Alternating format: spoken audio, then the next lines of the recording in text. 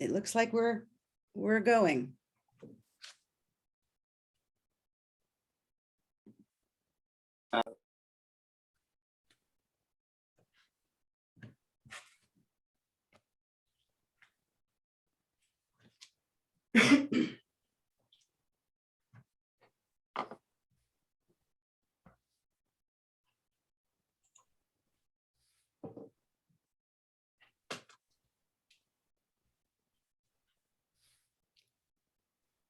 Thank you, everyone. I'm going to give folks a few minutes to make sure everyone gets in the room before we start.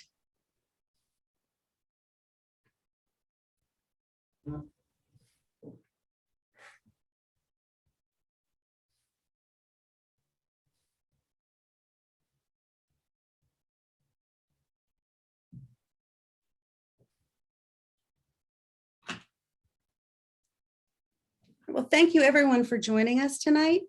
My name is Laura Johnson. I'm currently serving as chair of the District 18 Democratic Caucus.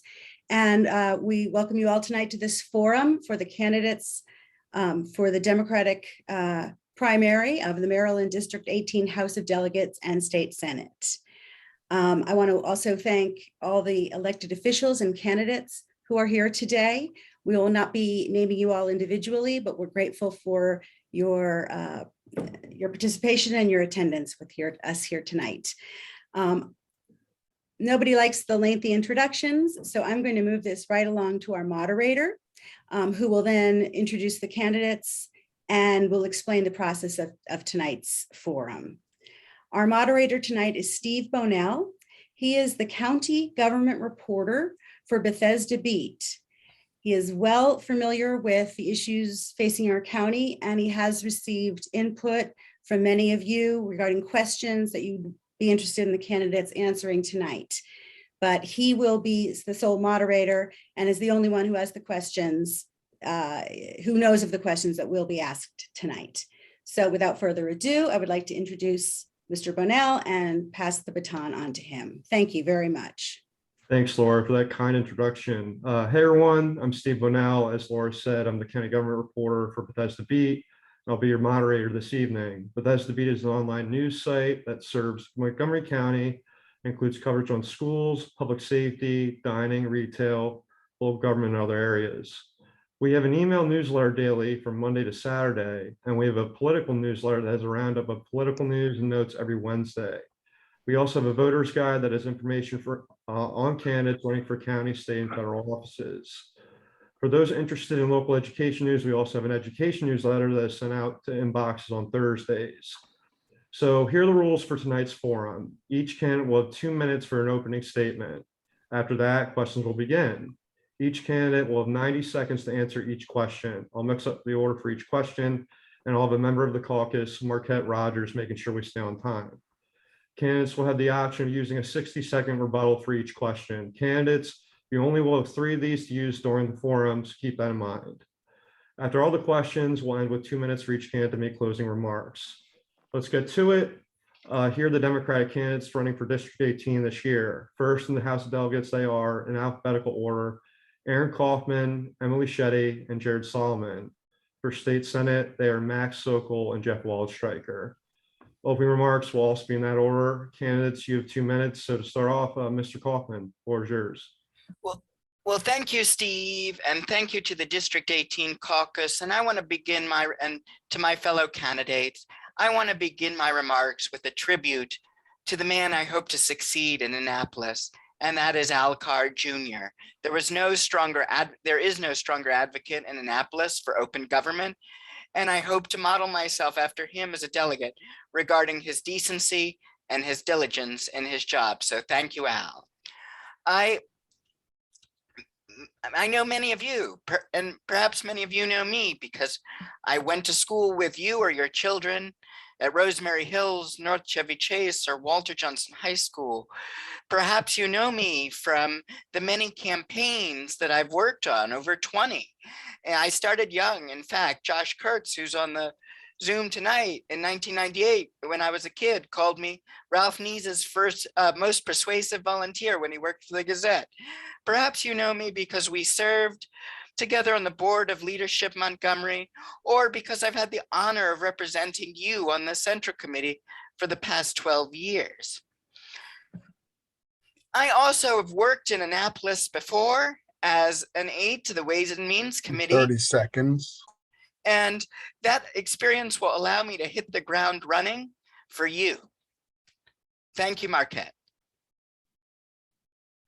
Ms. Shetty, you're up. Thank you, Steve. Thank you so much for moderating this evening, and thank you to the District 18 Democratic Caucus for hosting this event this evening. Special thanks to all of you who are joining this evening or who might watch at a later time to hear from all of us about our vision for the continued growth and improvements here in our community. So I'm Delegate Emily Shetty. I have had the extreme privilege over the last 4 years of representing this community in Annapolis alongside of Delegate Alcar and Delegate Jared Solomon in the House. And I am extremely proud of the incredible amount of work we have done in Annapolis over the last 4 years. I serve on the House Judiciary Committee. I'm a lawyer by training, but I have spent the bulk of my career being a healthcare advocate and a patient advocate at that, really seeking to improve our healthcare system. And, I have been very, very proud of the huge amount of work we have done on that front in Annapolis. One bill I'm particularly proud of having championed was a bill that was one of only 2 bills signed at the beginning of the pandemic by Governor Hogan. And that bill expanded Medicaid's program that expanded access in Medicaid to telehealth. Before that, you could only access telehealth if you were already 30 situated seconds. within, thank you, Marquette, within a medical office, which clearly defeats the purpose. But that bill, along with many others that we passed, actually paved the way for significant access improvements for our most vulnerable communities here in Maryland. I've also passed pieces of legislation to help lower prescription drug costs, and I'm working on several pieces of legislation to help protect our most vulnerable communities throughout this state. So thank you for the privilege of having elected me 4 years ago, and I hope to earn your support for re-election this coming year. Thank you, Ms. Shetty. Mr. Solomon, the floor is yours. Thank you, Steve. Thank you to the caucus for organizing tonight's forum. And I see a lot of familiar faces on this evening as well, folks who have dedicated many, many years in improving our community. And it's been an honor to represent you for the last 3.5 years. Delegate Jared Solomon, I serve in Annapolis on the Appropriations Committee, and I came to politics through actually as a teacher, starting my career in Baltimore City. And I think a lot about the work that I did in Baltimore and at various levels on education policy, helping to run DC public schools, serving on Capitol Hill for U.S. Senator, working on education policy. And that's really been a guiding star for me in Annapolis, thinking a lot about the families that I work with and the communities that I've served in. I was really honored my second year in Annapolis in 2020 to be appointed as the vice chair of the Education and Economic Development Committee, where we oversee the budget for basically the entirety of our education system from pre-K all the way up through our university system. And that's really where I've dedicated the bulk of my time. The last 4 years we've passed some truly transformational education legislation that we've worked on collectively, and I've been really proud of some of the work that I've done myself. This past year, we passed a $100 million investment in childcare that the speaker asked me to lead. We passed some record investments in our higher education system to make it easier for students to get to and through college. But it's not always just about investments, it's also about smart policy. And so, we've been really, really honored to be a leader on the Appropriations Committee and to work, frankly, with many of you on issues big and small, from wide-ranging bills in Annapolis to getting crosswalks and sidewalks added into our community. And I hope I can earn your vote to serve you for another 4 years. Thank you, Mr. Solomon. Mr. Sokol, you're up. Thanks for having me. Thanks, Steve, for moderating. Thanks to the caucus board for pulling this together. I'm very excited. A little bit about me.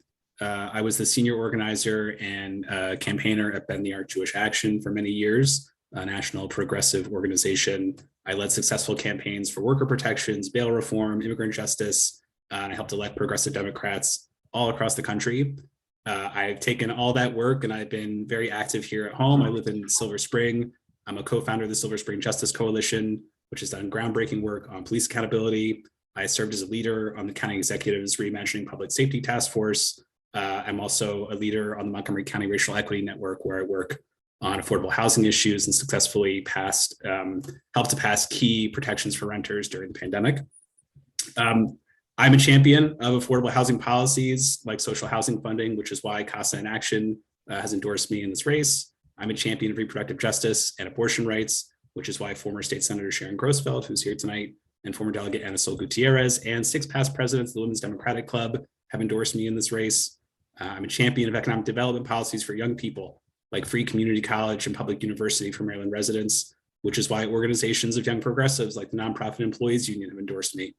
I'm a champion for public safety policies that deal with the root issues of poverty and infrastructure and community investment, which is why widely recognized state leaders on public transit and gun violence prevention are supporting me in this race. I'm a champion of policies that come from the grassroots, that prioritize the health and happiness of everyday people, which is why Progressive Maryland has endorsed me, and why more than 350 Montgomery County residents have contributed to my campaign. I'm very grateful to each and every one of them. This campaign is a true community effort. It's organized by leading advocates for progressive policy in Maryland. The coalition reflects the kind of leadership that District 18 really needs at the state level to offer again, especially as right-wing elements in our federal judiciary continue to roll back our protections. I believe this is such an important race, and I'm really grateful for everyone being here to consider. Thank you, Mr. Sokol. And last but not least, Mr. Waldstreicher.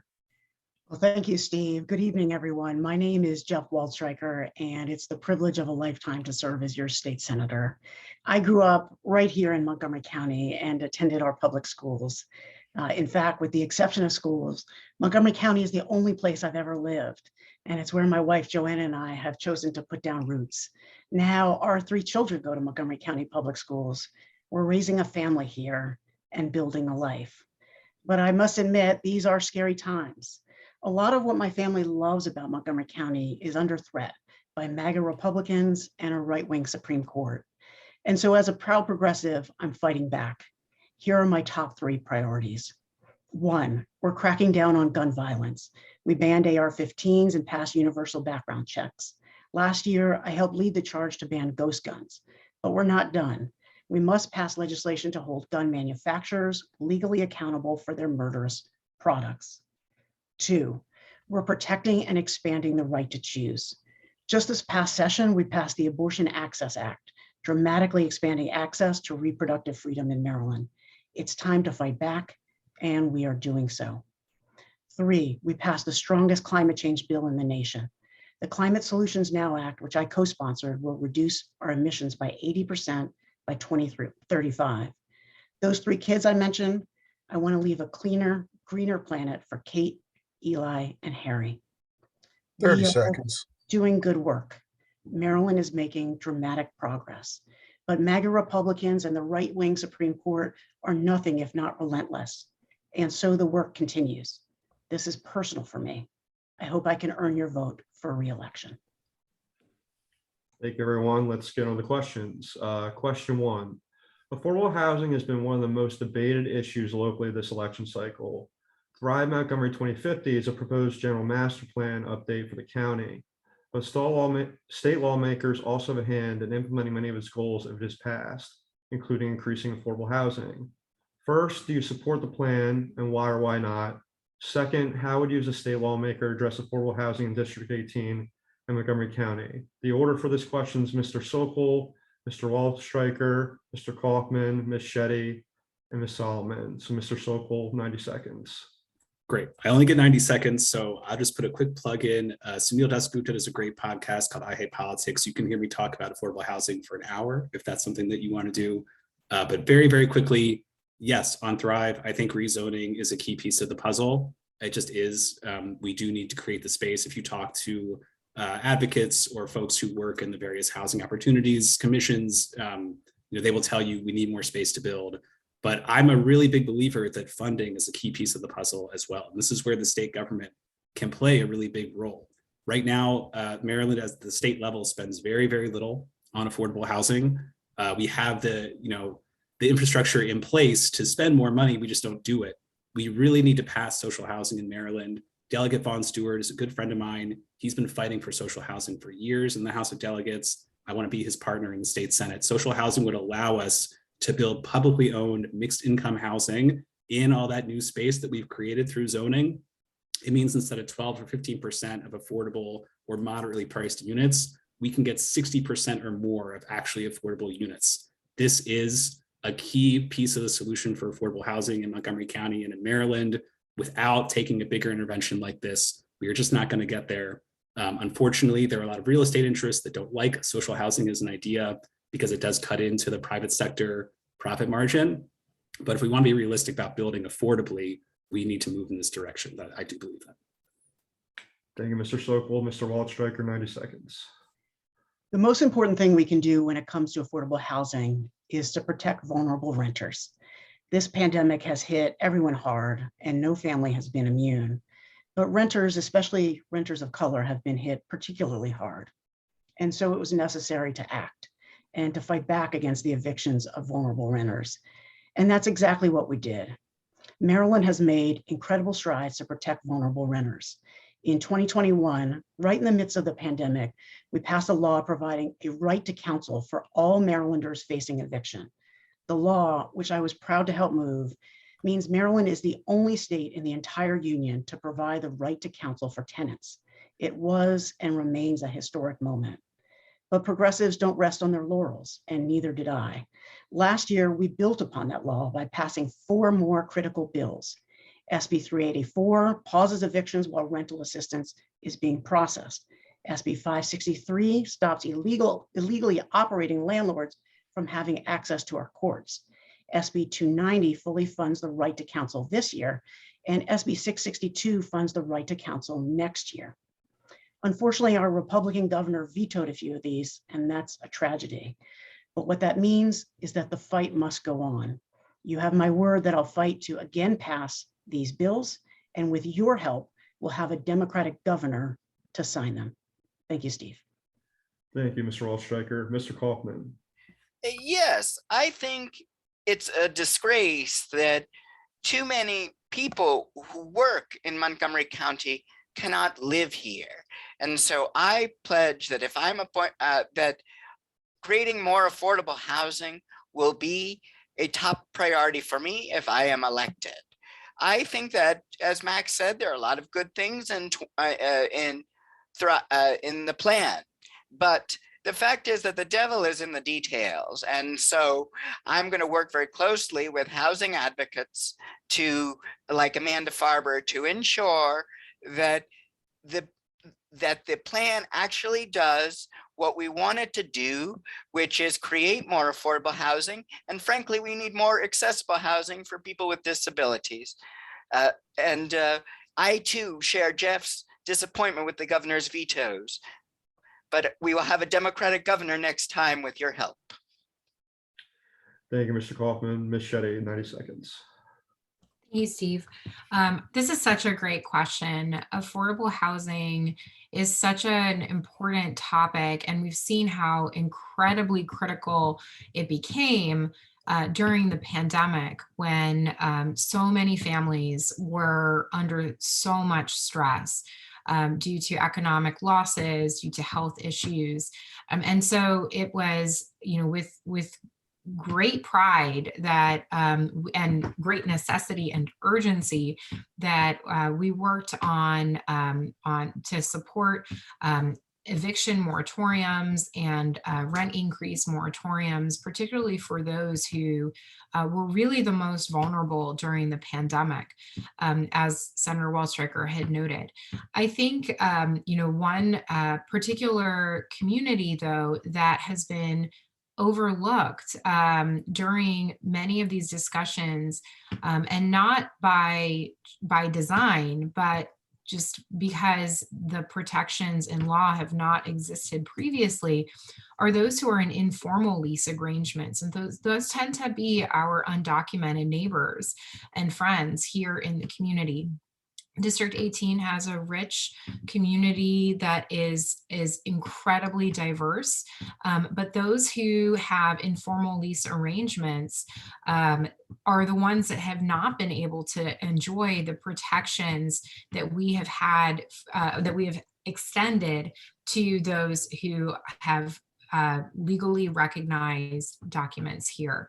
And so that is a really big issue for many of our most vulnerable people here in Montgomery County and in District 18 in particular. So I am extremely concerned about what we can do to protect that community in particular, who have really disproportionately suffered.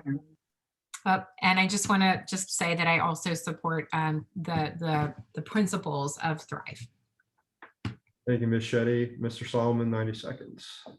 Thank you, Steve. Thank you for the question. I think you've heard a lot of really great points from my colleagues, and I will just echo Delegate Shetty. Obviously, we at the state level don't get into the nitty gritty of zoning policy within the county. I think the overall principles and goals of Thrive are really laudable. The devil's really in the details and making sure that communities feel like they have a lot of input and are able to to work constructively with folks on the council and at the planning board.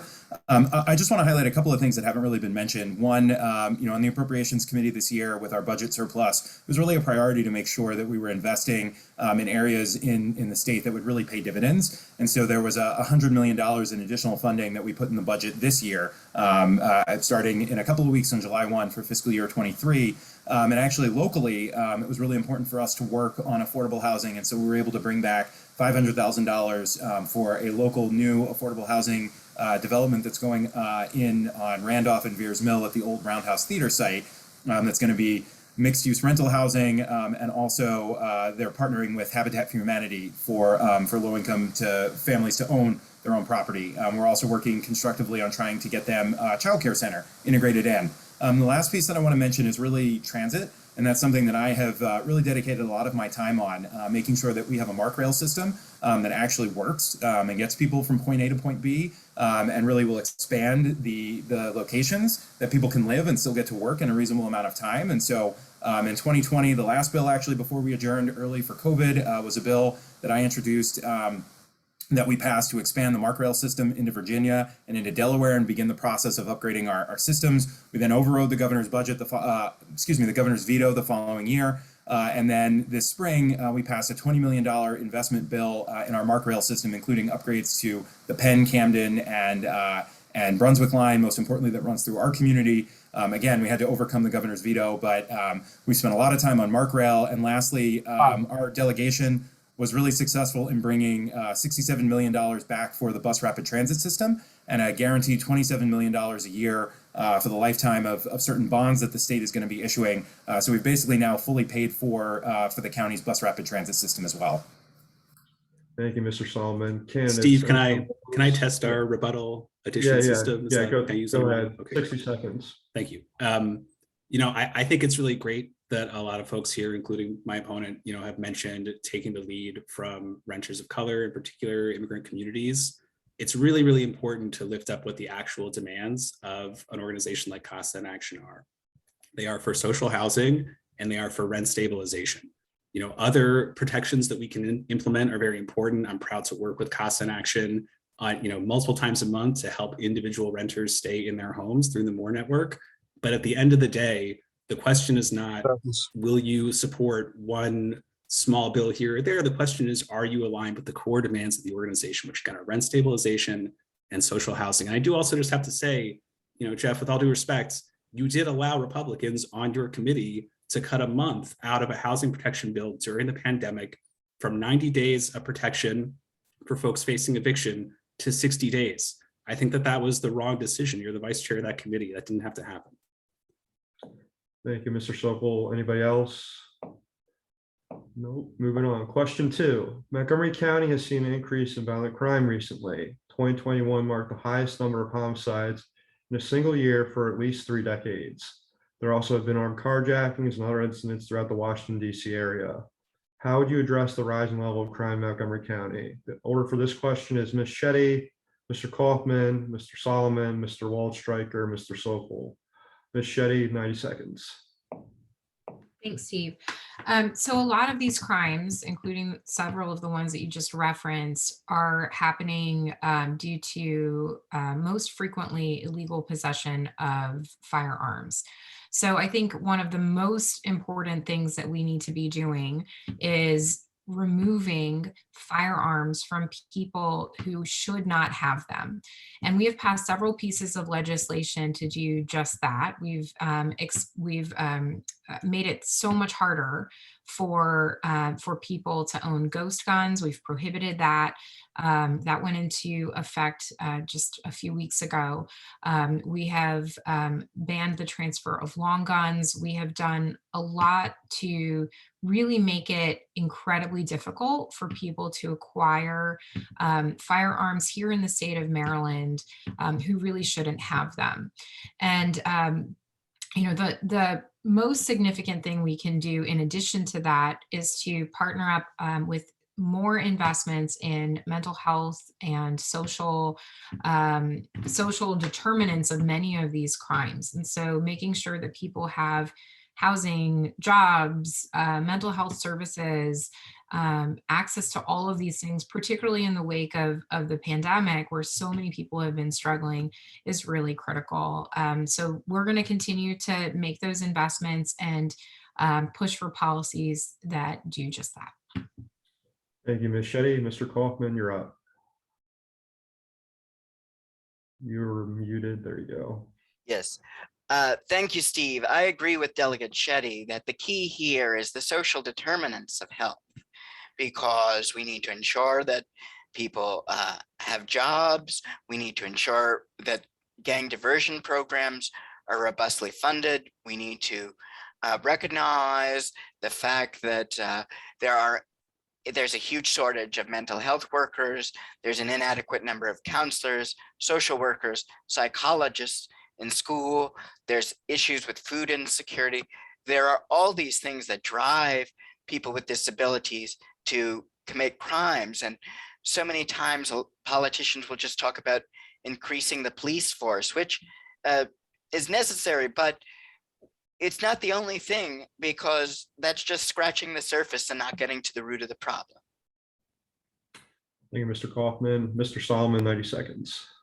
Yeah, thank you, Steve. And I'll echo the comments of my colleagues, Delegate Shetty and Aaron Kaufman. The other piece I think that's really important to know is, unfortunately, this is a pattern I think that we see literally in every part of the country. I think the pandemic really brought to bear a lot of problems that, may have been sort of papered over, but whether it's, our urban communities or suburban communities or our rural communities, we are seeing an increase in crime. And so, it's still below levels, I think, that it historically was. That's really important to put in context. Just because the numbers have gone up does not mean that they are anywhere where they were decades ago. But again, it's really important to get to the root causes. And you heard Delegate Shetty and Aaron mention mental health, which has been a critical investment for us in the General Assembly. We added about $150 million in the budget this year for crime prevention and victim services in particular. We expanded access to mental health services and actually built on some of the investments that we had put in place during the pandemic. And I want to touch on, as a high school teacher, a former high school teacher, really making sure that we have youth programs and we have an education system that can really get to the needs and the root causes that children bring to school that sometimes, if go unaddressed, cause them to commit criminal behavior. And so we've made record investments in education, billions of dollars in upgrading and really putting what we need into our high school systems in particular that are really going to begin to pay dividends. And I think, again, we'll get to the root causes of these issues. Thank you, Mr. Solomon. Mr. Waldstreicher, you're up. Thank you, Steve.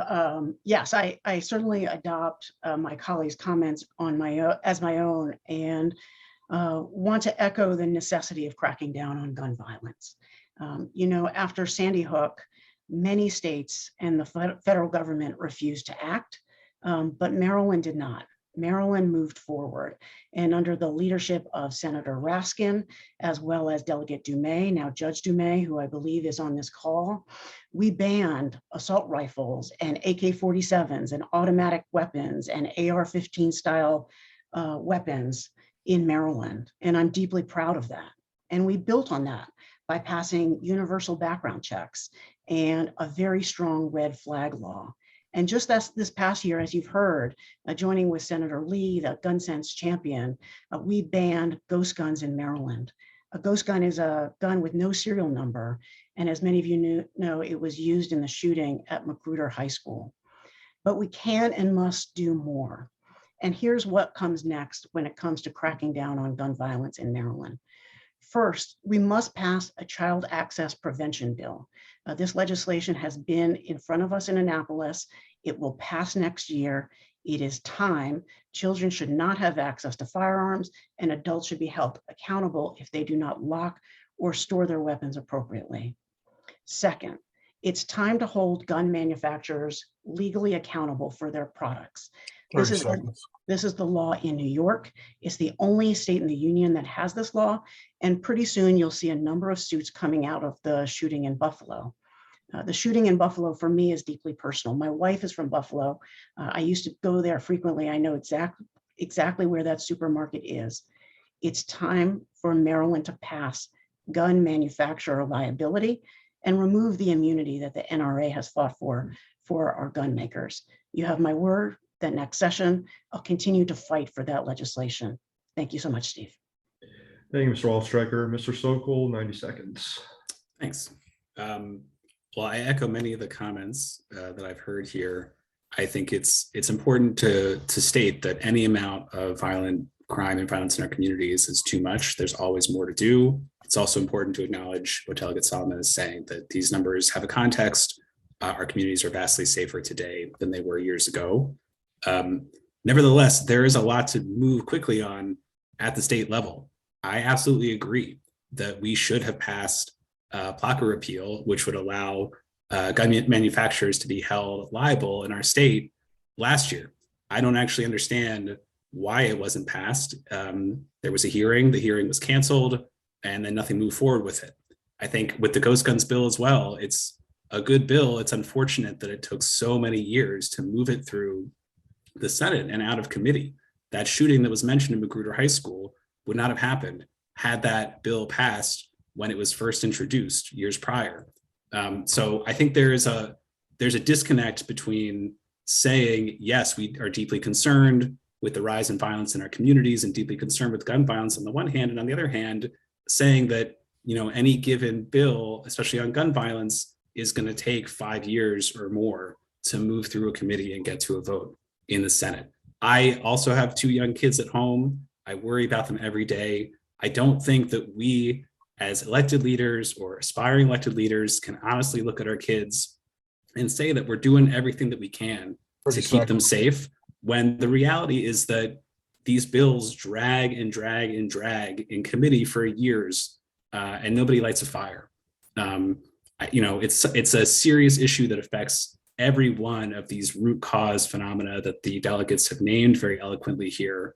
The only one that I would add is more support for victims of domestic violence and intimate partner violence. I had a long conversation with Lee Goodmark, who's a law professor at University of Maryland, digging into the details of what that could look like in Maryland. It is absolutely a funding question and a will question, especially in our state Senate, to move these bills quickly. It's time. Thank you, everyone. Any rebuttals? Moving on then. Question 3, very local question, in my opinion. The Maryland Department of Transportation State Highway Administration had a bike lane pilot project along University Boulevard last summer. Are you supportive of making that pilot a permanent installation along that road, and why or why not? Also, what steps will you take as a lawmaker to better pedestrian and bicycle access in District 18 in the county? The order for this question will be Mr. Kaufman, Mr. Sokol, Mr. Waldstreicher, Ms. Shetty, Mr. Solomon. Mr. Kaufman, 90 seconds. Yes, I will fight to make it permanent, because bicycling reduces the carbon footprint. And Jeff is right that the General Assembly should be commended that they've done a great deal on climate change, but there's still more to do. And in terms of pedestrians and bicycle safety, we're not doing a good job, because I don't know if you read this, but there was a local opinion in Sunday's Metro section that said 175 individual pedestrians had been hit recently. And so I'm going to make pedestrian safety a top priority of my time in Annapolis should I get there. Mr. Kaufman, thanks. Mr. Sokol, 90 seconds. Well, just to add on to what Mr. Kaufman just shared there, yes, we have about 400 casualties per year in Montgomery County alone regarding pedestrians or people on bicycles. It's appalling. Once again, we have a good bill, the Safe Roads Act, which Delegate Charkoudian from District 20 fought tooth and nail to get passed in the House of Delegates. She pulled it off. She had a very tough fiscal analysis. She got that bill through 2 committees. She did it by engaging the community. I know because I was in one of the community meetings that she attended. She rallied us to the cause. She got us out there to testify, and she got that bill passed on the floor with Republican support. And then it went to the Senate and it died without a committee vote. So there is a pattern here of stuff that we know needs to get done. Safe Roads Act would have audited the 30 State Highway seconds. Administration.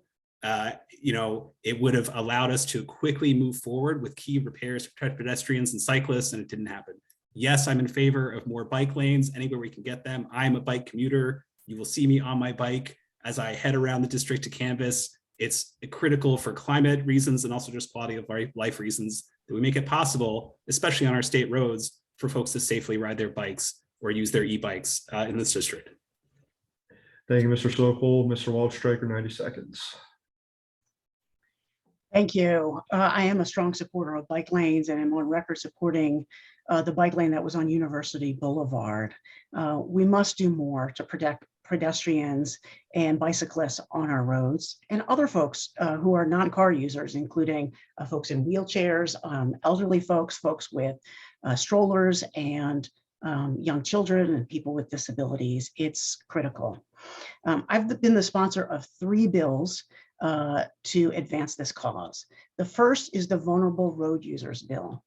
This bill increases penalties for those who murder or maim bicyclists and other pedestrians on our roads. And I was proud to pass this bill, and it will go a long way to ensuring the safety of our pedestrians and bicyclists on our state roads. I'm also proud to have passed the Vision Zero Implementation Act with my colleague, Delegate Julie Polakovich-Carr. The Vision Zero Implementation Act puts teeth into the Vision Zero idea. As many of you know, Vision Zero is the concept that no pedestrian death on our roads is acceptable. And it's an admirable principle, but sometimes it is more aspirational than it is policy. The bill that we passed, the Vision Zero Implementation Act, puts teeth to that cause by putting money behind it and helping State Highway redesign intersections to better protect our pedestrians and bicyclists. The other bill that was referenced is the Safe Roads Act. I am the author and the sponsor with 30 seconds. Charkoudian of the Safe Roads Act. It did get a vote in the Senate and unfortunately did not have the votes to pass. But you have my word that this is not the end of it. I will continue to fight to pass the Safe Roads Act. It is an important piece of legislation. I'm proud to be its author. I'm proud to be its sponsor, and I have every anticipation that we'll get it past the goal line next year in the 2023 legislative session. Thank you, Steve. Thank you, Mr. Waldstreicher. Ms. Shetty, 90 seconds. Thank you, Steve. So I too am a strong supporter of increasing bike lanes throughout our communities. I am especially supportive of projects that link communities to areas where people naturally would like to go cycle, or ensuring that there's a continuous network so that people can bike safely on natural commuting paths. So I strongly believe that the best way for us to increase these is to work closely with SHA and our county and communities at the local level to try and ensure that all voices are heard as we are developing policies and developing networks throughout the county that can connect. So I too have supported the university pilot project because I think it was really important to test out what a bike lane could do on a state road. It was the first of its kind in the entire state, which I know us in D18 were extremely proud of. And I think it was successful in generating significant community interest. Community feedback was pretty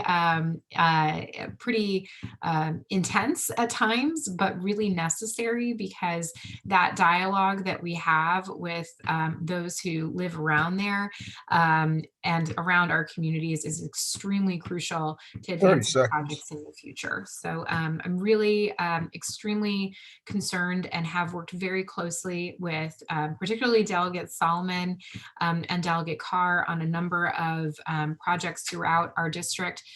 We've attended numerous very tragic pedestrian memorials that have been held by different advocacy groups here in the community. And so we remember all of them and we think of all of those lives that have been lost as we seek to uplift and promote policies that can prevent future harm. Thank you, Ms. Shetty. Mr. Solomon, 90 seconds. Thank you, Steve. So first off, absolutely, and actually was incredibly disappointed that SHA decided to pull that bike lane down. We actually launched my my re-election with an ice cream social at Wheaton Forest Local Park, right off of University, to celebrate the bike lanes last summer. But you know, that's not the last of it. We're working very closely with SHA. We actually have a quarterly meeting where we sit down with them and go through sort of longer term projects as well as smaller issues, and this is an ongoing conversation with them. Actually, we're hopefully going to have that meeting in the next couple of weeks. It's being scheduled as we speak. I want to just mention one of the bills that I'm actually most proud of, and I know some of the folks who are on the call tonight helped work on it, and it's an idea that came out of a District 18 constituent as well. It's called the Safe Walk to School Act. We just got it passed this past session, which will require what I think is pretty common sense. When a school district or a county builds a new school or dramatically increases the size of an existing school, in order to get access to state funding, they have to have a pedestrian safety plan. And that means county transportation departments have to work collaboratively with the state highway administration and with the local community. We're already actually seeing dividends even just by putting that bill in. You know, it kind of ran into a little bit of a wall during COVID, but we already see the dividends being paid off in Montgomery County, where MCPS has really constructively started to look at upgrading trails and making sure that students can get safely to school, which not only is, you know, a big benefit to local communities, but has a big impact on carbon emissions as well. It can save a tremendous amount of money on bus fleets. You know, as you've heard from my colleagues, it's oftentimes about a lot of legislation, but it's about a lot of local issues. I mentioned our collaborative work weekly with SHA. And one of the other areas I want to mention is in the Montgomery Hills section of Georgia Avenue between Forest Glen and 16th Street. We have made more progress on getting that. Really has been a 40-year attempt to upgrade Georgia Avenue and make it safer for communities. We've gotten more progress on that in the last few years than in the last 40. We have State Highway Administration fully funding the design work for that. We got $1 million earmark from Senator Van Hollen, and the State Highway Administration is moving forward on it, and it is the county's top transportation priority. And so, you know, just really grateful for a lot of the community advocates and our partnership with our colleagues in District 20 as well, and looking forward to hopefully for another 4 years continuing to make a lot of progress on this front. Thank you, Mr. Solomon. Any rebuttals, candidates? Not seeing any. I'll move on.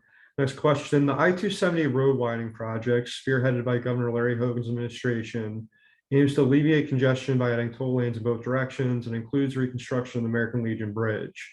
Do you support this project? Why or why not? And what steps would you broadly take to alleviate congestion in that corridor and throughout the county? The order for this question is Mr. Solomon, Ms. Shetty, Mr. Waldstreicher, Mr. Sokol, Mr. Kaufman. Mr. Solomon, 90 seconds. Thank you, Steve. So absolutely strongly opposed. And frankly, because of many of the advocates and folks on the phone tonight, we have been able to at least spare so far District 18. So my first year, and actually have been working with the community even since before I was elected, I introduced the P3, the Public-Private Partnership Oversight and Accountability Act, with Delegate Carr and with partners in the Senate, Senator Rosapep. And we've been able to get it passed through the House. We run into a little bit of a buzzsaw, unfortunately, in the Senate. Frankly, some of our colleagues in other parts of Montgomery County do not see eye to eye with us on this project.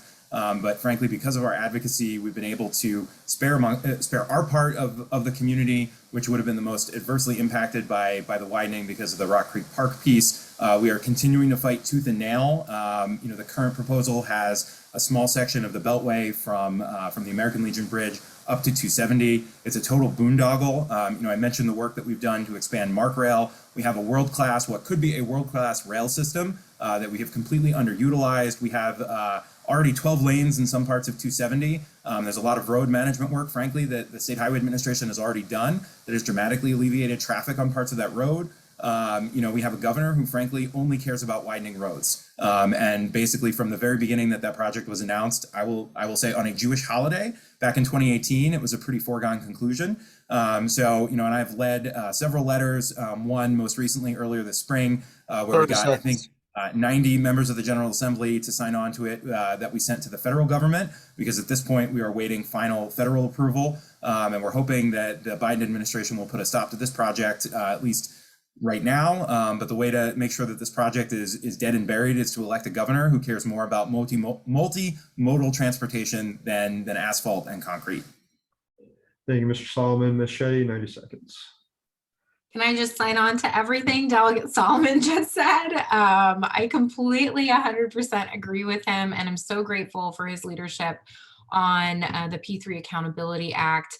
He, along with our General Assembly, have made significant strides due to Delegate Solomon's leadership on this issue, and due to the close partnership with advocates here in the community. I strongly, strongly oppose the expansion of the Beltway and 270.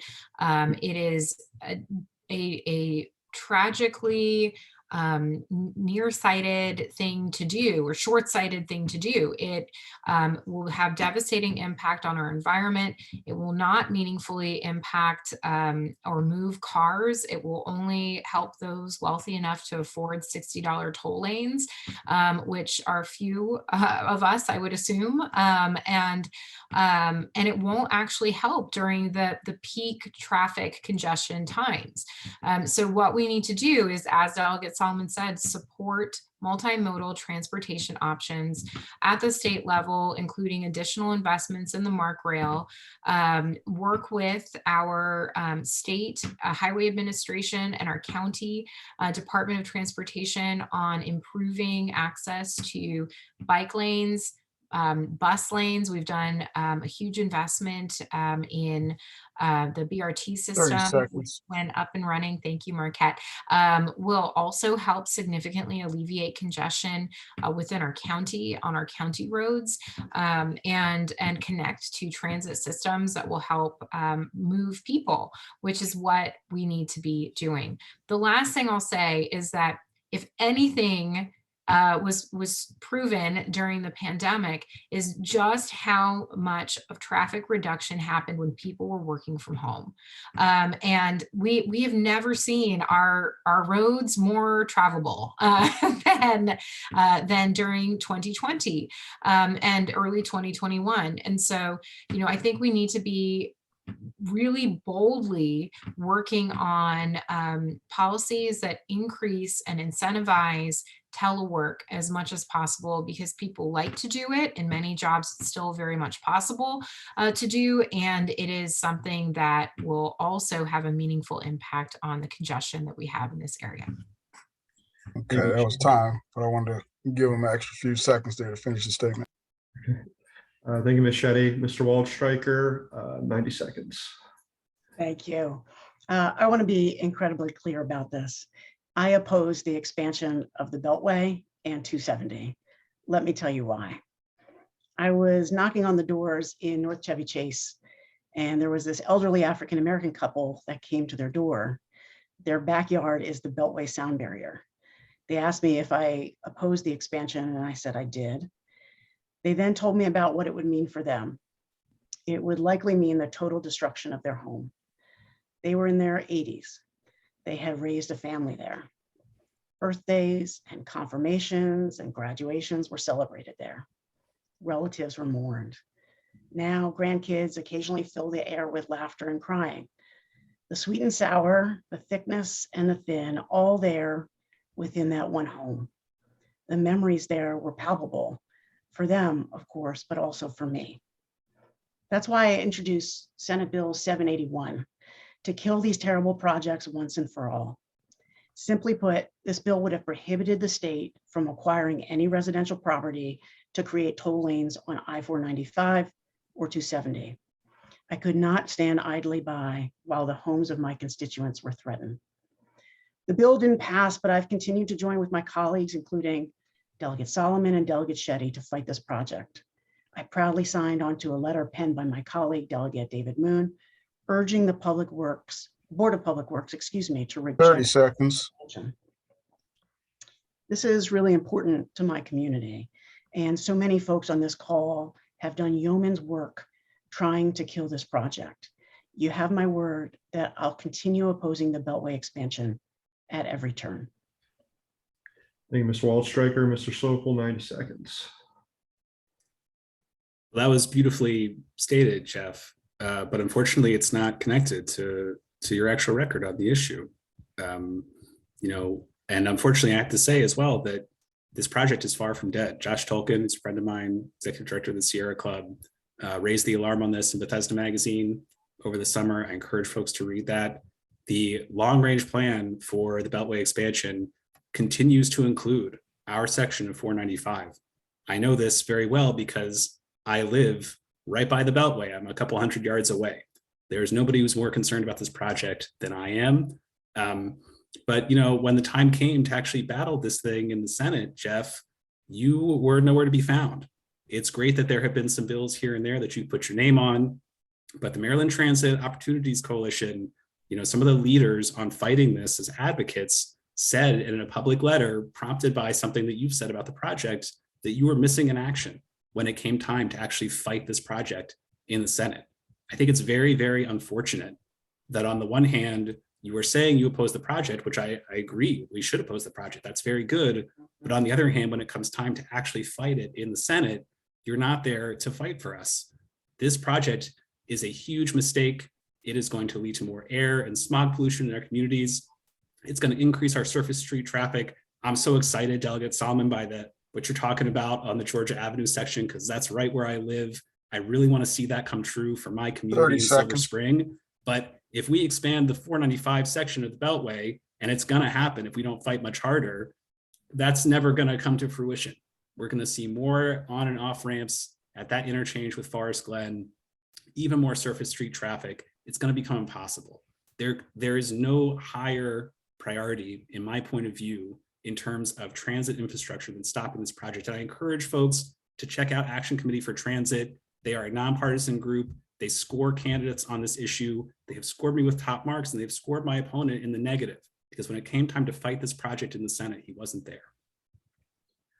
Thank you, Mr. Sokol. Mr. Kaufman, 90 seconds. Yes, to me, Steve, this is an issue of economic justice, because I don't believe that our transportation should be stratified so that only the rich people get home on time to see their kids' dance recital or take them to soccer practice. People in Annapolis tend to think of District 18 as a ritzy area, and parts of it are, but there's also some very significantly economically disadvantaged areas, and we don't need to compound people's struggles with massive inflation right now by supporting the project. I think the solution is the Shetty solution, which is BRT.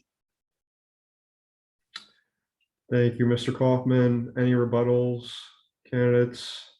Use them or lose them. Next question. The coronavirus pandemic has shown that there's a greater need for mental health services and access, especially when it comes to school-age children. How will you increase the amount of services offered throughout the state, and how might you attempt to make those services more affordable?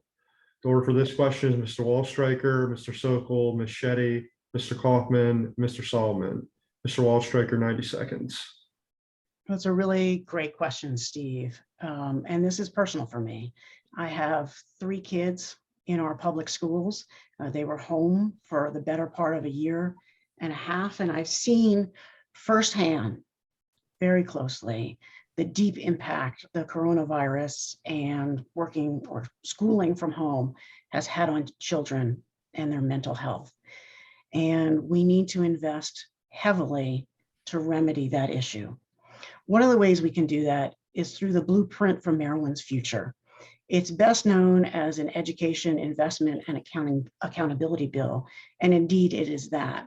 But it also includes dramatic increase in funding for mental health, both inside and outside of our school.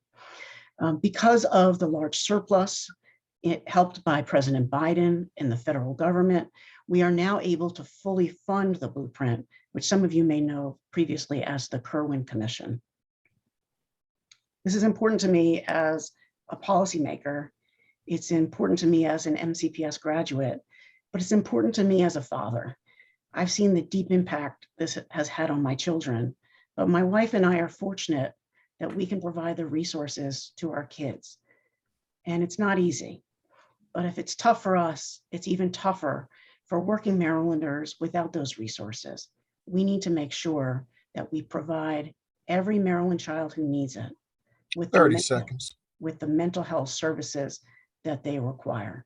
And so I'm excited about the opportunity to work with advocates on this call, those in the mental health community, those in the disability rights community, to make sure everyone has what they need. No child should suffer. No child should suffer because of what happened during the pandemic. Thank you, Steve. Thank you, Mr. Waldstreicher. Mr. Sokol, 90 seconds. Yeah, this is a huge issue. I have a daughter in MCPS. The struggle is very real for kids going through this pandemic that doesn't seem to end. And I agree that our schools, our great public school system is our best chance to get services to the majority of kids who need them. And fully funding the blueprint is a big part of that. I do think it's great that we have a federal surplus, but we've all seen the headlines. We know that that surplus is not going to last. We're already seeing Congress pull back from continuing to fund necessary COVID prevention measures. Surpluses come and go. The blueprint is a 10-year plan. When we wrapped up session last year or this past year, it was not fully funded. It would be great if we could fully fund it with that surplus, but at the same time, there are going to be many competing priorities for funding. And the reality is that if we want to ensure that the blueprint is the floor of what we're investing in for our kids and not the ceiling, then we need to be serious about things like progressive taxation for our state. And it's unfortunate that there have been very good tax reform bills in the Senate that have been languishing due to lack of support. Things like reforming our income tax code so that it resembles other wealthy democratic states that are very similar to ours, but that have income tax codes that say if you earn $5 million or $10 million in a single year, yeah, you're going to pay a little bit more in taxes so we can make sure that every one of our kids has access to mental health services in our public school system. We have corporate tax bills that languish, and we have major corporations in the state like Under Armour and many others that you would recognize the names of that pay next to nothing or nothing at all in corporate tax in the state of Maryland because they shield their revenue. We allow them to do that. So I encourage everyone to look at where candidates stand on the issue of progressive taxation, because when it comes to mental health services for our kids, whether it's in school or whether it's for kids with disabilities who need additional care, the reality is that the revenue has not been there in the past. And we've got to do something about that if we want to be serious about it going forward. Thank you, Mr. Sokol. Ms. Shetty, 90 seconds. Thank you, Steve. So I think a lot of really important points have been raised already. I'll share that this is very personal to me as well. I have a kindergarten age son. He's at in Rosemary Hills. He's finishing up his year strong. But about 6 months ago, it was touch and go there for a while. We had really significant challenges we were facing with him, and we had nowhere to turn. We sought care or help from the counselor. The counselor was strapped. She has so many children she's trying to help right now. We looked for care in the community. Everything had a 7-month wait list. It was incredibly difficult. It was incredibly difficult. And as a result, we actually had to delay getting him care that he really needed. And it was, solely due to lack of providers and lack of support that existed within his school. And not that his counselor wasn't and isn't an amazing human who does like a superhero amount of work. But it is completely unfair that we're expecting, one school counselor to handle maybe 2 schools and have such a huge student to counselor ratio in 30 seconds. incredibly difficult times. So I am really proud of the work we have done to pass the blueprint, which had not been passed before we were elected, to fund several years of it fully. And I hope that we're able to continue to do more. I agree with Max that we need to be looking at significant revenue generators that can help look at systemic changes that we'll need to do long-term as well. So thank you. I appreciate the question. Thank you, Ms. Shetty. Mr. Kaufman, 90 seconds. Well, thank you, Steve. And thank you, Emily, for sharing Aiden's story. I hope he's doing better. But I have a similar story in that I went back to one of my elementary schools. I won't mention what school it was for the privacy of the counselor, but I went to see my old counselor. And she said, Aaron, I'm retiring at the end of the year. This was a couple of years ago, because there's just one counselor for 700 students. And I just can't do it anymore. It's too overwhelming. And so this is personal to me too, because living with a disability is hard. And far too often, health insurance companies deny necessary mental and physical health care for individuals. So one of the things I'm looking forward to, based on my family's story, is doing everything possible to battle with the insurance companies, including making sure that they are meeting their mental health parity obligations. And I'm going to particularly focus on the mental health needs of students with disabilities, because people with autism are 3 times more likely to commit suicide, and people with cerebral palsy are 4 times more likely to experience depression. So this is a crisis.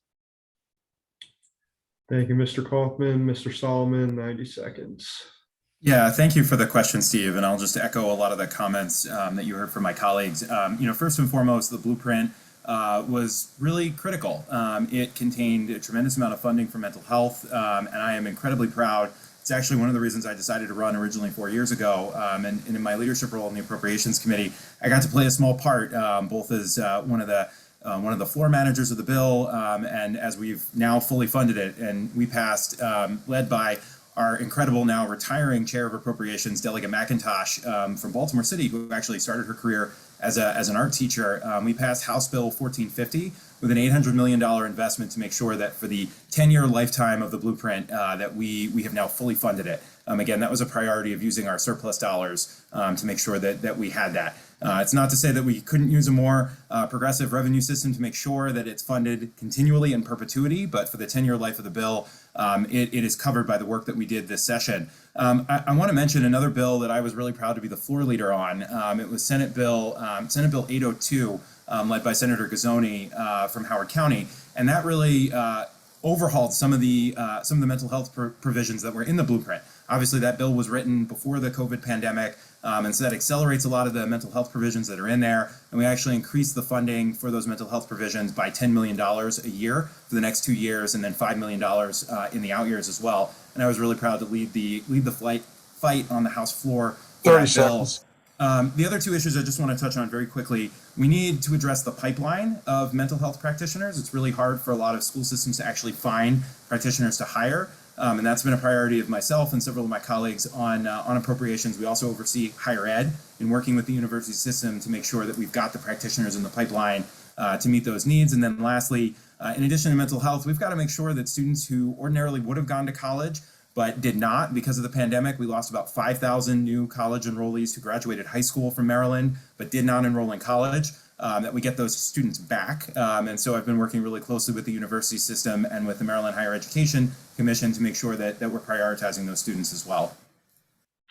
Thank you, Mr. Solomon. Any rebuttals?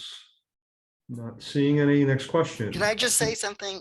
Sorry, go ahead. 60 minutes, Mr. Kaufman. Yeah. Yes, I would just also very much like to say, because people have been mentioning the blueprint, that I will be laser focused on ensuring that all students receive a world-class education, because I know that there've been always been naysayers in my life who doubted what I could do as a person with cerebral palsy.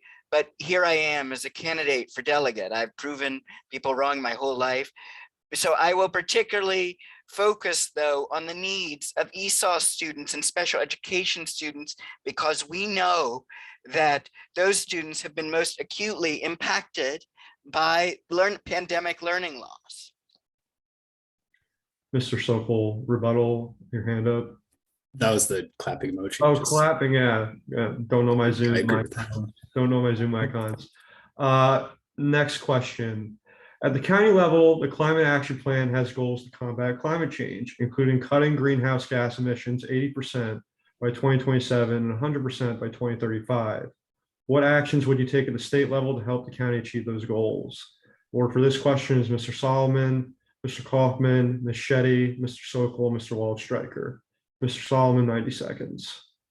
Yeah, thank you, Steve. Well, I think we've talked a little bit already tonight about the Climate Solutions Now Act, which is one of the most aggressive climate bills really that any state in the nation has passed. And so I was really proud that that was a priority for many of us, in our caucus this session to make sure that it got through. And that's going to have a huge impact. On more of a local issue I want to talk about is, again, I'll sing the praises of my colleague Delegate Charkoudian from Tacoma Park.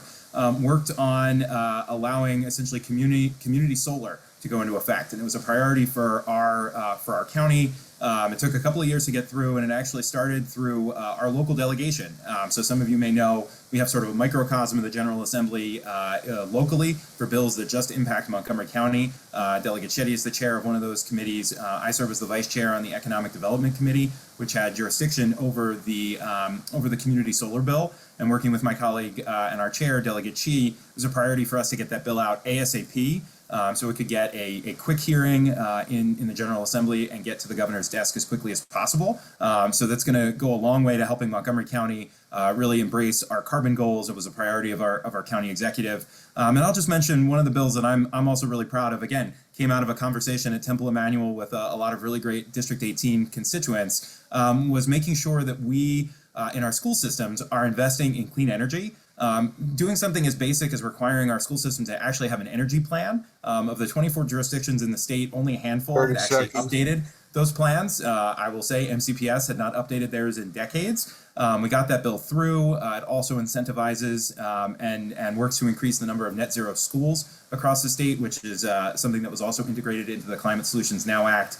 And you've heard a lot of talk about the transit and walkability work that we've done, which will go a long way to helping the county hit its goals as well. Thank you, Mr. Solomon. Mr. Kaufman, 90 seconds. Yes, I have great affection for the chair of the Transportation and Environment Committee, but I was very disappointed that numerous excellent provisions in the Senate Lipinski version of the climate bill did not make it in the House bill, and the Senate ended up having to essentially accept the House version. And so I am going to devote my term environmentally, should I make it, to putting those Senate provisions in separate bills, because the Senate climate bill was better. Thank you, Mr. Kaufman. Ms. Shetty, 90 seconds. Thank you, Steve. Co-sign everything that Delegate Solomon said yet again, but I just in part, not just because I support his work, but also because we work together and he supports mine. And so I'm going to share that, in addition to the transportation sector, food waste is one of the largest generators of greenhouse gas emissions globally, including here in Montgomery County. And so one thing that I have been particularly passionate about is working with communities and working with the legislature to increase the amount of composting that we're doing here in the state. So any amount that we're diverting away from landfills and incinerators and composting it instead is significant reduction in greenhouse gas emissions that we're going to see here. And so I've been proud to sponsor and pass legislation that has made it easier for families here in Montgomery County, particularly those who live in HOAs and condo associations, to allow them to compost as long as they're following all of the rules to keep like rodents away and things like that. But if you're like collecting food scraps to compost in a community garden there, or you are collecting it for commercial pickup, that is now allowed, and a condo 30 association seconds. Thank you. Cannot restrict a homeowner or rent or resident's ability to do that. And that actually came from a constituent who lived in an HOA here in District 18 who started fining him $10 a day for collecting food scraps. So I'm really proud of the work that we have done to make it easier for people to compost. And the second bill I'm working on that passed the Senate but failed in the House, and I'm bringing back again stronger next year, was a bill that actually allows for better partnerships with farms so that we can have closed food systems where we have farms that are generating foods and then communities enjoying them and then sending scraps back to farms for composting for use on the farm or sale back in the community. This is something that I'm really passionate about because it has multiple layers of environmental benefit and something that I continue to work on, will continue to work on if and when elected to a second term. Thank you, Ms. Shetty. Mr. Sokol, 90 seconds. Thank you. And Delegate Shetty, that's great to hear about. The condo boards are some of the fiercest folks to take on, I think, in our district in many ways. So I also want to tag on to what Aaron was just saying. I completely agree. I think the climate solutions bill is great, but I was actually at a rally of climate activists in Annapolis on the eve of passage of that bill, begging the legislature not to eliminate the most important provisions in that bill. Setting targets is very important, but we have to actually do the work of shifting our economy to meet the targets as well. Just passing the targets won't meet the targets on its own. And one of the biggest ones that we lost in that bill was building electrification. So much of our carbon emissions come from our buildings, and yet when it came time for a simple provision that just said all future construction in Maryland should no longer have methane-based systems, gas systems, we couldn't get it done. And what that means is, number one, it's going to be more expensive for all of us because all we're going to have to do is go back and retrofit all the buildings that get built with gas systems because they are incompatible with our climate goals. But number two, why did that happen in the first place? The answer is that private utilities have too much power in state politics in Maryland. And I got to say, I'm very proud to take no private utility contributions whatsoever, and I never will. Jeff, in your career, you've taken more than $10,000 in utility contributions, at least that we know of. They have a real influence on what happens in Annapolis. And I really hope that you commit here tonight to no longer take money from private utilities and fossil fuel interests. It's a problem. We need every Democrat to step up and say, these folks who make their money on fossil fuels are not going to be partners as we transition out of a climate disaster. Thank you, Mr. Sokol. Mr. Waldstreicher, 90 seconds. Well, thank you, Steve. It's a really good question. And reference here a couple of times tonight was the Climate Solutions Now Act. And I'm honored to have been a co-sponsor of that bill. It is unquestionably the strongest climate justice bill in the entire nation. And I'm deeply proud of that. And don't take my word for it. That was what the Washington Post called it. That's what the League of Conservation Voters called it. These fierce environmental organizations lined up behind the bill. I'm so glad we got it through. Like Mr. Kaufman, I thought the Senate bill was stronger, but that doesn't take anything away from what we passed and the hard work of Chairman Barve and Chairman Pinsky to join together, put their differences aside, and come to consensus to pass this bill. As this question was beginning, you might have seen my son Harry pop into the frame. It's his bedtime, so I wanted to say goodnight to him. But when we talk about our environmental future, that's who I think about. My son Harry, my son Eli, my daughter Kate. We have an obligation as citizens, as Americans, to leave this planet a better place for our children and for our grandchildren. Part of the reason Maryland moved first with the strongest bill is because we are uniquely vulnerable to climate change. Places like Annapolis are right by the sea. And if sea level rises, those towns, Ocean City, will be decimated. And so we needed to act. And that's exactly what we did. But it's not just big climate change issues that we need to address, because climate change is also daily sunny day storms. My car was flooded, my minivan was flooded in total 2 years ago on a rainy day because the stormwater system just couldn't handle the amount of rain that was coming down. Last Thursday, we had some rains, and I saw a video on social media of part of my own legislative district in Chevy Chase turning from roads into rivers. And so when we talk about climate change, it's important to talk about our future, but it's also important to talk about our now. And we need to implement the climate change act with fidelity to help make sure that these changes are halted in their tracks and that the future is better than what it is now. Thank you, Steve. Thank you, Mr. Waldstreicher. Any rebuttals? Steve, I just wanted to add something Go ahead. really quick. First of all, I wanted to lift up the work of Delegate Shetty, and there's a sustainable food group, sustainable waste group that's really led some incredible work. And I believe Delegate Shetty and I are some of the only legislators in the House who actually received a 100% rating from the League of Conservation Voters, which I know we were both really proud of. I also just want to lift up the work of, we have a lot of our local municipal leaders on the call tonight.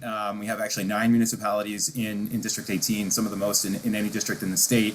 And one of the bills that I'm really proud of working on with Senator Elfreth, who chairs the Chesapeake Bay Commission for Maryland, is a bill that fully funds the program called Sustainable Maryland out of the University of Maryland that helps create our Green Communities program and actually certifies municipalities as green municipalities. And so that'll go a long way to addressing some of the flooding issues and stormwater management issues that our community is dealing with. And I'm really proud that we're going to see a dedicated source of funding for that program for the future. Thank you, Mr. Solomon. Next question. Inflation has reached considerable levels and everything from groceries to gas has gotten more expensive for Marylanders, including in District 18. For the moment, state lawmakers have decided not to extend the gas tax holiday. First, do you agree with that decision, and why or why not? Second, in what ways can state lawmakers help residents who are feeling a pinch on their budgets? Or this question is Ms. Shetty, Mr. Solomon, Mr. Kaufman, Mr. Waldstreicher, and Mr. Sokol. Ms. Shetty, 90 seconds. Thank you, Steve. This is a really complicated question, and there's no simple answer here. Inflation has multiple reasons, and I think the fact of the matter is that wages have not grown enough to keep pace with the growth in inflation, and that has been truly problematic.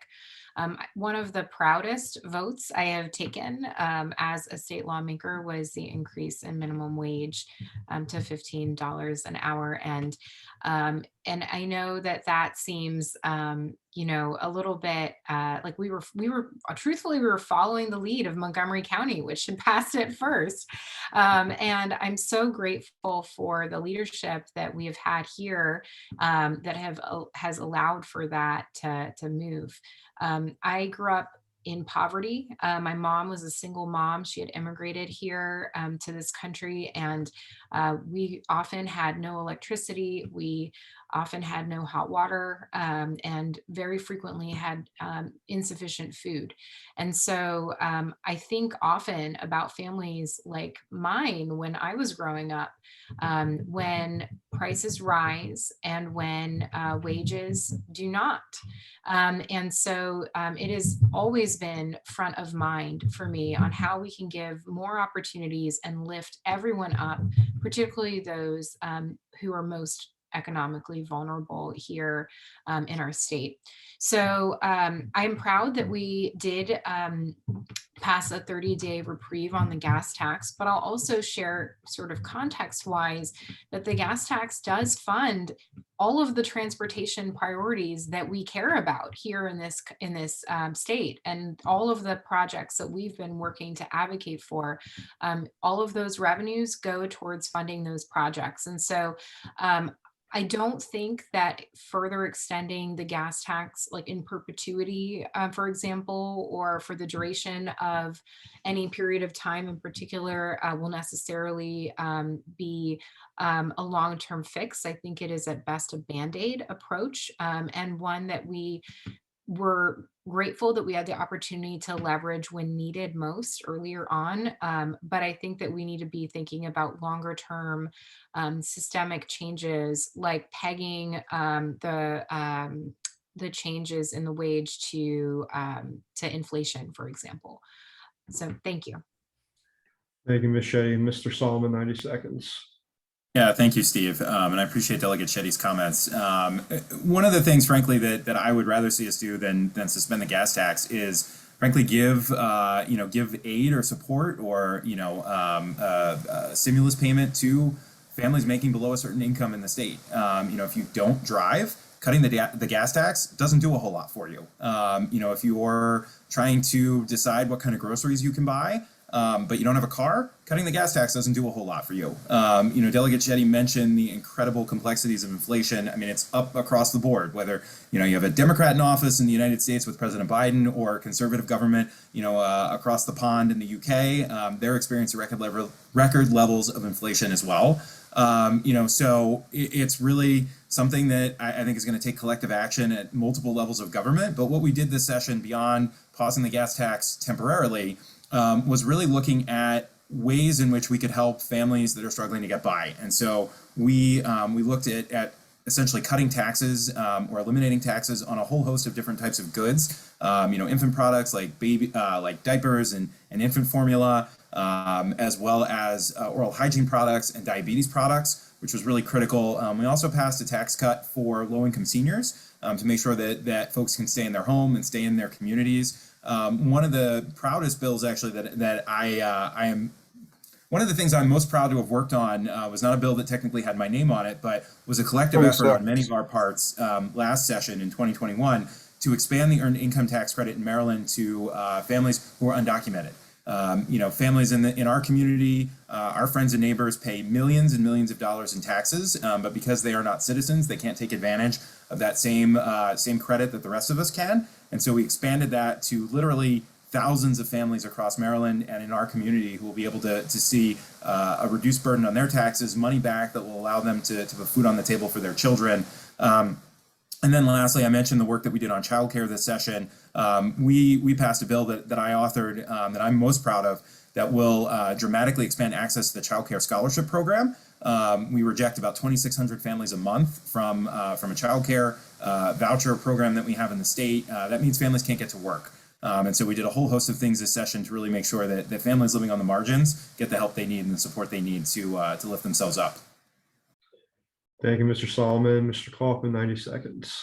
Yes, I want to just echo Jared and commend Delegate Dana Jones and Delegate Brian Crosby for their reduction, for the elimination of the sales tax on critical products.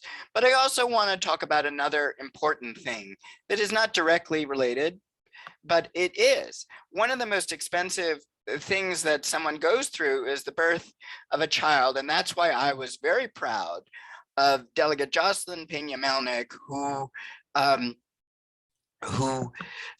got a bill through without the governor's signature. He let it go in without his signature that allowed undocumented pregnant mothers to be covered by Medicaid. Because one of the major things, Jared's exactly right about groceries and things like that, but I happen to know a lot about medical inflation, and a lot of the bankruptcies in this country are related to people not being able to pay a hospital bill after a catastrophic accident or some other challenge in their life.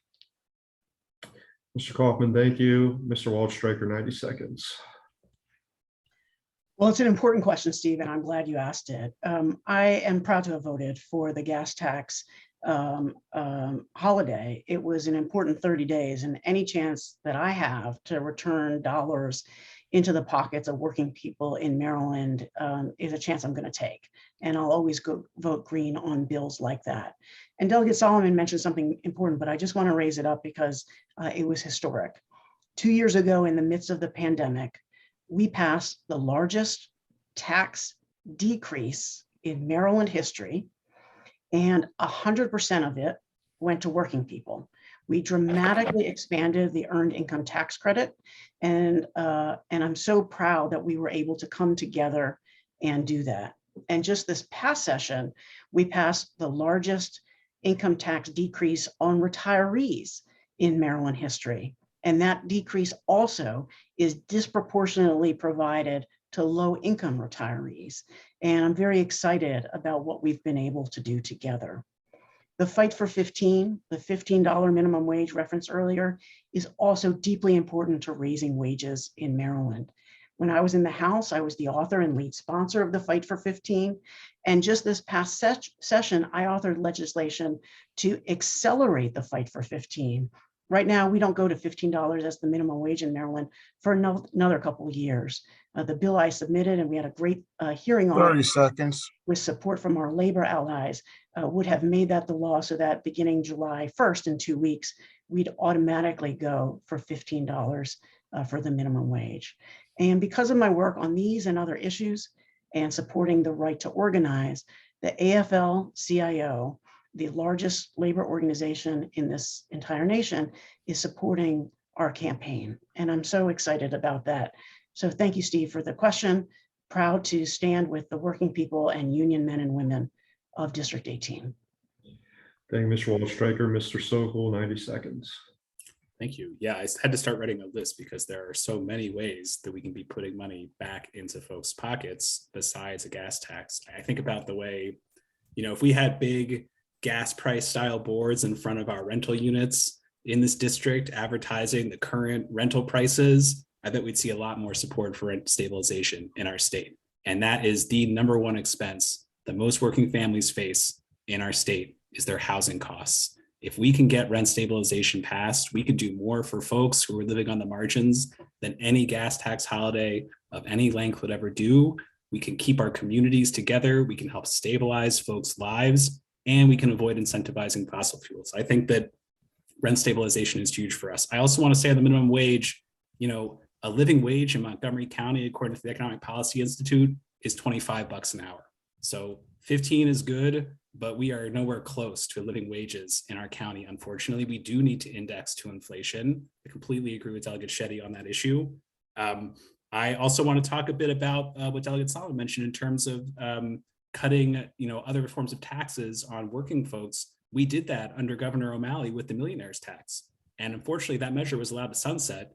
But that measure cut consumption taxes for working people through a modest increase in income tax on extremely wealthy folks in our state. We need to bring that back. We got to bring back income tax reform in the state.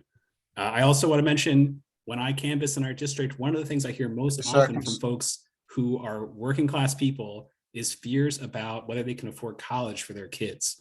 We have got to get to free community college and free public college for all of our kids in Maryland. That is a huge expense that families face. If we can take college tuition off the table for folks, gas taxes, don't worry about it. That's so much more money back in people's pocket. That's what we got to do to get serious about actually supporting working families in Maryland. Can I use one of my rebuttals, please? Yeah, go ahead, Mr. Kaufman. Thank you. I would just like to echo what Max said and say that I am a strong supporter of combined reporting. Chairman Pinsky has been introducing that bill since I was a kid, and I think it's a disgrace that all of these major corporations manage to avoid paying taxes. Thank you, Mr. Kaufman. Any other rebuttals? Not seeing anything. We're on to closing statements. We're running tight on time, so I think I'm going to call an audible here. Hopefully the candidates in the caucus don't run me out of the county, but I'm going to limit everyone to their closing statements to a minute. And we'll go in reverse order that we did at the top. So that means Mr. Waldstreicher, Mr. Sokol, Mr. Solomon, Ms. Shetty, and Mr. Kaufman. Mr. Waldstreicher, 1 minute. Well, tonight has been a wonderful opportunity to talk about our values as Democrats and the things that unite us. I want to thank the District 18 caucus first and foremost for making this happen. I want to thank Steve Bonell. I truly appreciate your moderating this. And I especially want to thank the members of my delegation, my friends Delegate Shetty and Delegate Solomon, as well as soon to be Delegate Kaufman and Max. It's been such a joy acting in service to our Democratic Party and the institutions that support our party. In my race for 30 re-election, seconds. I'm humbled to have the support of our Democratic coalition. I've been endorsed by Montgomery County's teachers, League of Conservation Voters, ACLU, our hero firefighters, Senator Rich Mandolino, gun champion Senator Susan Lee, civil rights icon Senator Jill Carter, LGBTQ champion Senator Mary Washington, Sierra Club, Teamster 730, SEIU, County Executive Mike Leggett, Brian Frosch, Attorney General, and many others. And I'm also honored to have been awarded the Moms Demand Action Time. Gun Sense Candidate Distinction. I'm running for re-election. Time. There is more work to do. MAGA Republicans and a right-wing Supreme Court are coming for Yes, our that's hard-earned time. Thanks. Thank you, Mr. Waldstreicher. Mr. Sokol. Yes, I will keep it short because I can tell Marquette's very serious. I'm so glad to be here tonight with you all. This was a great conversation. Look, I have been doing this kind of work all my adult life, fighting for progressive change as an advocate and working with folks who fight on the inside as well. I know that we can do better in Maryland. 10 years ago, I was recruited by Reverend Barber in North Carolina to fight for progressive policy in my home state. I'm here in Maryland. I live here now. I love this state. I want to make it better. Tonight, you have heard 30 a seconds. list of reasons why we couldn't get things done in the state Senate. You've heard about how immunity for gun manufacturers, we couldn't repeal that. The Safe Roads Act, a bipartisan bill, we couldn't get that done in the Senate. We heard that the bill didn't pass about the Beltway. We heard that there was no commitment to refusing fossil fuel and public and private utility money. These excuses just aren't good enough for our district. Our district is a leadership district. We produce Chris Van Hollen, Sharon Grossfeld, Ana Sol Gutierrez, folks with vision who Time. stuck to their guns and fought for their bills. That's what I want to do. Thank you. Thank you. Thank you, Mr. Sokol. Mr. Solomon, 1 minute.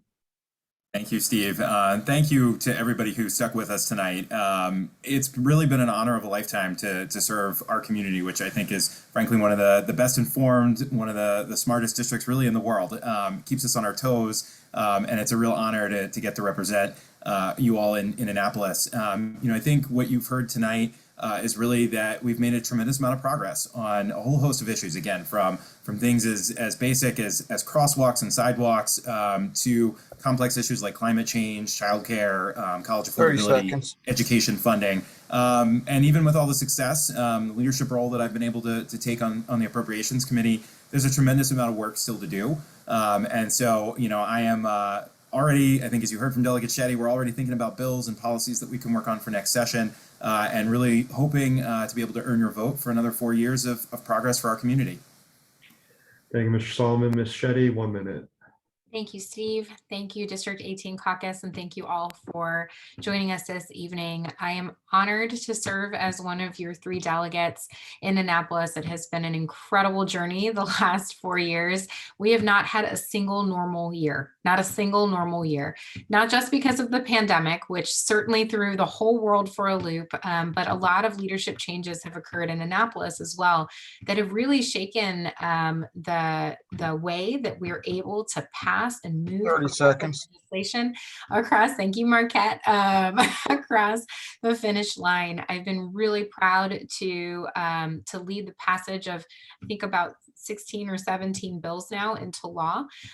Many of them have been inspired by you here in the community, and have sought to protect our most vulnerable people here, our children, our seniors, our elderly, and really fought to lower costs of healthcare. I hope to do more. I look forward to working with you. Thank you for your support. Thank you, Ms. Shetty. And last but not least, Mr. Kaufman, 1 minute. Thank you, Steve. Can everyone hear me? I want to take my minute to address a common misconception about me, and that is that due to my disability, I'm a one-issue candidate. But in fact, I am a passionate progressive about a wide array of different issues, from as a student working to make our sex education curriculum fit for the 21st century, working on the DREAM Act and marriage equality, and so much more. And that's why I've been endorsed by Delegate Shetty, Delegate Solomon, Senator Waldstreicher. Max came to my 30 event seconds. yesterday, MCEA, SEIU, and Progressive Maryland. I also have worked extensively in Annapolis as a staffer and an advocate, which means that I will have more experience than the average freshman, and I'll be able to hit the ground running. And I want to close by saying, as Louis Goldstein used to say, God bless you all real good. Thank you to all the candidates. Thank you to the caucus for holding this. Thanks to Marquette for keeping us all in line time-wise. Apologies again on that. But Laura, back over to you to close this out. Yes, I'd like to thank everyone for coming tonight. I want to especially thank our moderator, Steve Vonell, for a tremendous job and for stepping up at the last minute to do this. We greatly appreciate your service to this evening. And I want to thank our candidates, Aaron Kaufman, Emily Shetty, Jared Solomon, Max Sokol, and Jeff Waldstreicher for participating this evening. I think it was a really healthy conversation. And I especially want to thank all of the District 18 Democratic voters who spent their Monday night here to better educate themselves about the issues in our community and the work of the delegates and senators to our state delegation. I want to remind everybody that the Democratic primary will be held on July 19th. Early voting will take place from July 7th through July 14th. And if anybody still needs a mail-in ballot and has not received one or asked for one yet, you can do so by accessing the following bit.ly site. It's bit.ly.need-ballot. The capital N, need, and capital B for ballot. That is apparently necessary. But if you have any other questions, you can find this information at the MCDCC website. Thank you all very much for participating, and don't forget to vote. Thank you and good night. Thank you, everyone. Thank you. Thank you. You. Thank you. Very Good, good. everybody. Thank Hello, you, friends. D18. Good to see my friends. Thank you. Hi, Alan. Hey, Aaron.